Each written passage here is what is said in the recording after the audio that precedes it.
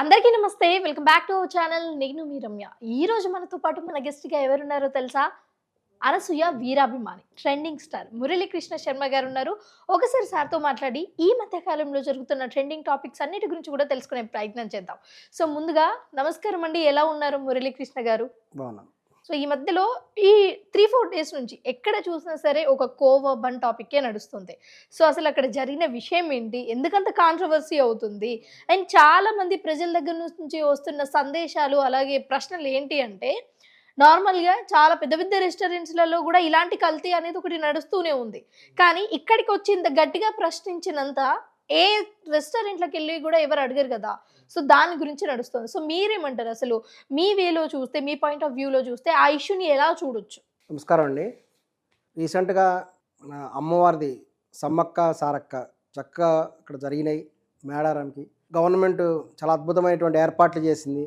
So ప్రజలందరూ కూడా కోట్ల మంది వెళ్ళారు, దర్శనం చేసుకున్నారు, వచ్చారు. సీతక్క గారు చాలా అద్భుతంగా డ్యాన్స్ కూడా చేశారు ఆ సందర్భంగా. అలాగే ఒక మంచి పోలీస్ ఆఫీసర్ గారు కూడా చక్కగా డ్యాన్స్ వేసి పబ్లిక్‌లోకి వచ్చేసారు ఈ సందర్భంలో. అనేక విషయాలు కూడా జరిగినాయి.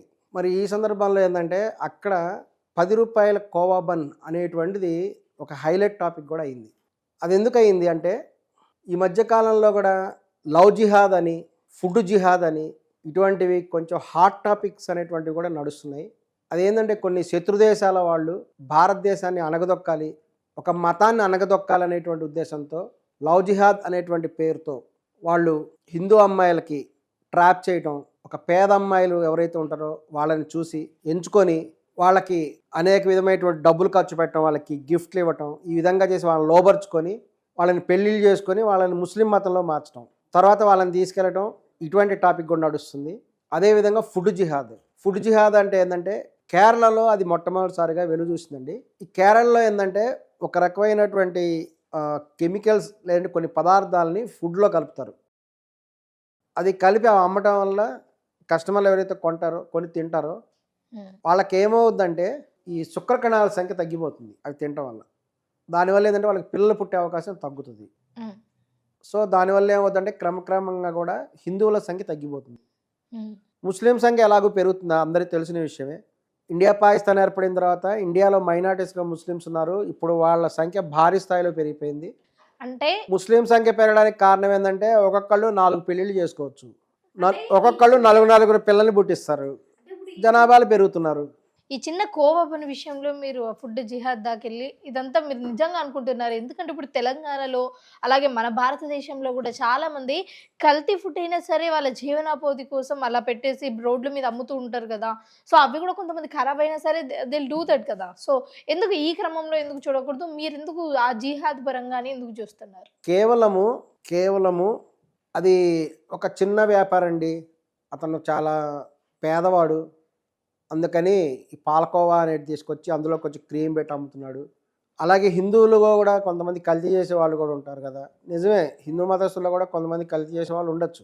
కొన్ని చోట్ల చూసాము రోడ్డు మీద కింద వాటర్ ఫ్లో అవుతుంటే వాటర్ లీక్ అవుతున్నాయి. అందులో నీళ్లు పట్టి వాటిని తీసుకొని కాఫీలు, టీలు పెడుతున్నారు. కొన్ని చోట్ల చూడటం జరిగింది. ఇట్లా మనం చూడనివి చాలా కూడా జరుగుతుంటాయి. అది హిందువుల, ముస్లిమ్స్ అనేటువంటిది కాదు, చిరు వ్యాపారులు స్థాయిలో జరుగుతుంటాయి. పెద్ద వ్యాపారాలైనా చేసేదేం లేదు. ఈ మధ్య రైడింగ్స్ కూడా జరిగినాయి పెద్ద పెద్ద హోటల్స్ మీద. లోపలంతా కుళ్ళిపోయిన మాంసం అదంతా కూడా ఉందంట. ఇటువంటివి కూడా జరుగుతుంటాయి. కానీ ఇక్కడ పర్టికులర్గా ఎందుకు వచ్చారంటే హిందువులు చాలామంది కూడా చైతన్యం అయ్యి ఎక్కడైనా సరే ముస్లిమ్స్ ఏమైనా ఇటువంటి టాపిక్స్ చేస్తున్నారా, హిందువుల మీద దాడి జరగడానికి ఏమైనా ప్రయత్నిస్తున్నారా అనేటువంటి అనుమానం అనేది పెరిగిపోయింది ఈ మధ్యన. దానివల్ల ఏంటంటే ఇతను ఎప్పుడైతే రూ. 10కే పాలకోవా అమ్ముతున్నాడో బన్ను అందులో పాలకోవా పెట్టి అమ్ముతుంటాడు. కేవలం రూ. 10కి ఎలా అమ్ముతున్నావు అనేటువంటిది వాళ్ళకి వచ్చినటువంటి డౌట్. అంత తక్కువ అమౌంట్కి ఎలా అమ్ముతావు? ఎందుకంటే ఒక పాలకోవా తయారు చేయాలంటే చాలా భారీ స్థాయిలో పాలు కావాలి. లీటర్ పాలే ఈ రోజున రూ. 80 దాకా ఉంది.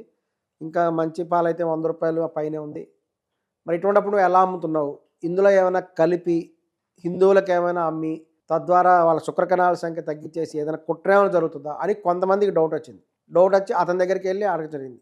దానితోడ అతను ఏంటంటే అతను పాలకోవా పాలకోవా తీసుకోవా పాలకోవా అని అమ్ముతున్నాడు కదా. అతను కేవలం హిందువులనే టార్గెట్ చేసి ఆ విధంగా చేస్తున్నాడు కొంతమంది డౌట్. ఎందుకంటే ఈ పాట తెలుగులోనే ఎందుకుంది? ముస్లిమ్స్కి కూడా అమ్మొచ్చు కదా. భారతదేశంలో మోస్ట్ దూదుకోవా దూదుకోవా లేవు లేవు దూదుకోవా అని ఎందుకు రికార్డ్ చేయలేదు?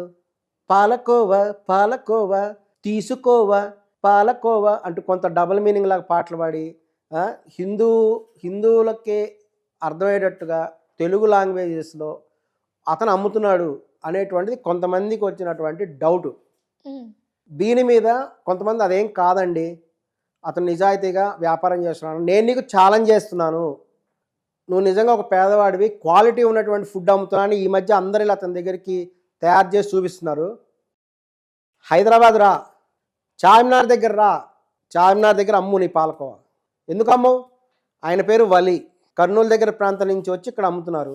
నువ్వు కేవలం సమ్మక్క సారక్క వంటి హిందూ దేవతలు ఉన్న ఫెస్టివల్స్ దగ్గరికే వచ్చి ఎందుకు అమ్ముతున్నావు? ఎందుకంటే అలాంటి ఇప్పుడు జాతర అవును, జాతర అన్న తర్వాత ఇప్పుడు చాలా రకాల మంది వచ్చి అమ్ముకుంటూ ఉంటారు, ఎందుకంటే అక్కడ బిజినెస్ బాగా జరుగుతుంది. అవునండి, అంతెందుకు చిన్న పెళ్లి జరిగితేనే అక్కడికి ఐస్ క్రీమ్ బండి పట్టుకుని చాలా మంది వచ్చారు. అవును కదా. మరి అదే చెప్తున్నా, చార్మినార్ దగ్గర శుక్రవారంలో చాలా మంది ముస్లిమ్స్ వస్తారు కదా, చక్కగా కూడా ప్రేయర్ చేసుకుంటుంటారు, ప్రార్థన చేసుకుంటుంటారు.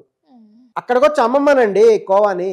ఎందుకంటే ఇది మనం అవును, అక్కడ కూడా అతని వ్యాపార అభివృద్ధి కోసమే మేము చెప్తున్నాం. నువ్వు చాలా నిజాయితీ గలవాడివి, చాలా చక్కటి పాలకోవా అమ్ముతానని చెప్తున్నాడు మిస్టర్ వలి గారు.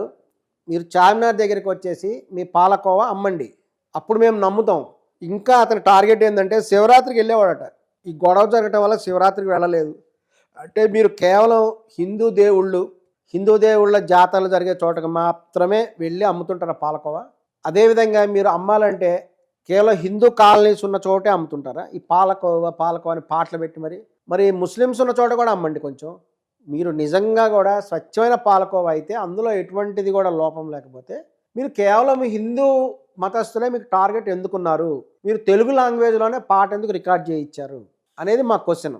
నేను మిమ్మల్ని నమ్ముతున్నాను, మీరు చాలా సిన్సియర్ పర్సను, చాలా స్వచ్ఛమైనటువంటి పాలతో తయారు చేసి అమ్ముతున్నారు, మీరు చాలా నిజాయితీ గల వ్యక్తిని మేము నమ్ముతున్నాం కదా.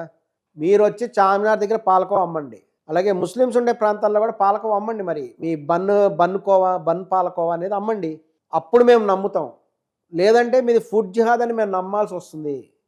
మీరు ఆ పాలకోవా తీసుకొచ్చి ఆ బన్లో పెట్టేసి అవి అమ్ముతుంటే వాటి వలన హిందువులకు కొంతమందికి ఎఫెక్ట్ అవుతుంది అనేటువంటిది ఖచ్చితంగా కొంతమంది డౌట్ ఉంది. మరి అటువంటిప్పుడు మీరు ఎక్కడో కర్నూలు నుంచి వచ్చి హైదరాబాద్లో అమ్మటం ఏంటి? హైదరాబాద్లో వ్యాపారస్తులు ఎవరు లేరా? ఈ బన్నులు హైదరాబాద్లో తయారు చేసేవాళ్ళు లేరా?